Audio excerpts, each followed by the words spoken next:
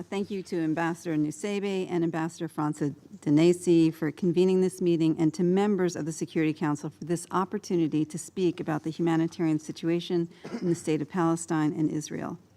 At UNICEF, we firmly believe that the true cost of this latest escalation will be measured in children's lives, those lost to the violence and those forever changed by it. After little more than 3 weeks, the devastating tally is quickly adding up, with rampant grave violations being committed against children. According to the Palestinian Ministry of Health, more than 8,300 Palestinians have been killed in Gaza, including over 3,400 children, with over 6,300 children injured. This means that more than 420 children are being killed or injured in Gaza every day, a number that should shake each of us to our core.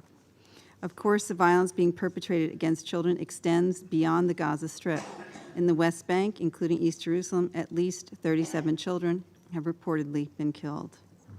And of course, more than 30 Israeli children have reportedly been killed, while at least 20 children remain hostage in the Gaza Strip, their fates unknown. Civilian infrastructure has also come under fierce attack. According to the World Health Organization, in Gaza, 34 attacks have been reported against healthcare facilities, including 21 hospitals. 12 of Gaza's 35 hospitals, which are also being used as shelters for displaced people, can no longer function. At least 221 schools and more than 177,000 housing units have been damaged or destroyed.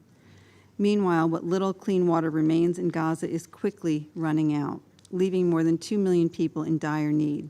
We estimate that 55% of water supply infrastructure requires repair or rehabilitation. Only one desalination plant is operating at just 5% capacity, while all 6 of Gaza's water waste treatment plants are now non-operational due to a lack of fuel or power. The lack of clean water and sanitation is on the verge of becoming a catastrophe. Unless access to clean water is urgently restored, more civilians, including children, will fall ill or die from dehydration or waterborne diseases.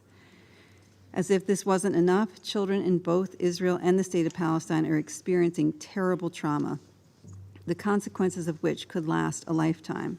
Studies have shown that violence and upheaval can induce toxic stress in children that interferes with their physical and cognitive development and causes mental health problems over both the short and the long terms. We are doing our best to reach all children in need, but the delivery of humanitarian aid, especially in Gaza, is now extremely challenging. This is due to both the current siege conditions imposed on Gaza and the highly dangerous circumstances under which our staff are operating. Some of our staff have lost close family members, including spouses and children. And of course, we are grieving with UNRWA for their staff members who have been killed. 2 days ago, we lost contact with our colleagues in Gaza when telecommunications were disrupted. This left them at even greater risk, and it made their work to help children even harder to accomplish.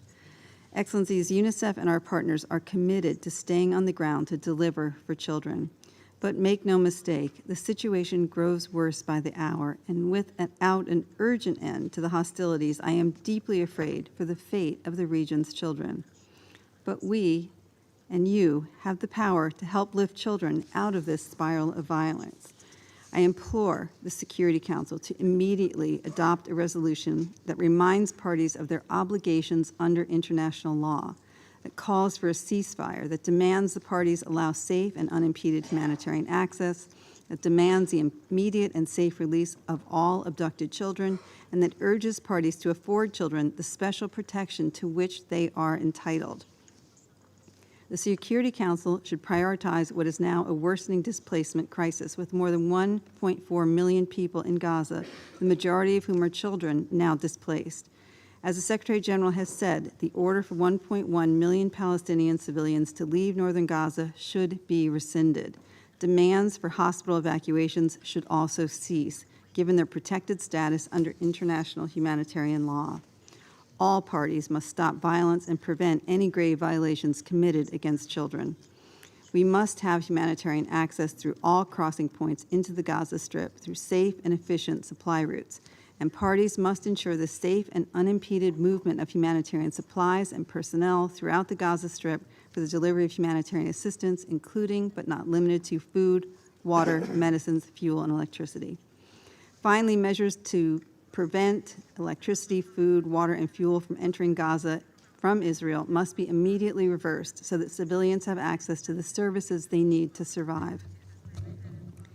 Excellencies, UNICEF was created almost 77 years ago out of the ashes of World War II. Since then, our commitment to our mission has never wavered. We advocate for the rights of every child.